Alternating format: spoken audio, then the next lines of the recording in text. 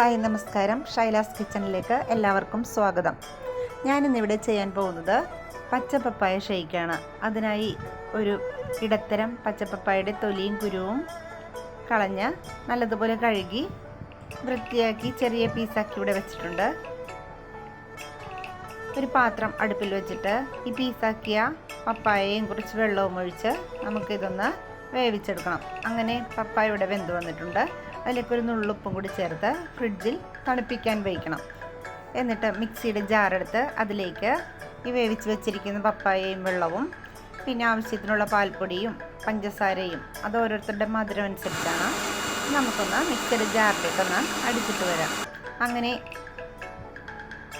പപ്പായ shake ഇവിടെ ready ആയിട്ടുണ്ട്. ഇത് കൊച്ചുകുട്ടികൾക്ക് മുതൽ വലിയവർക്ക് വരെ നല്ല ഗുണമുള്ള ഒരു ഷേക്കാണ്.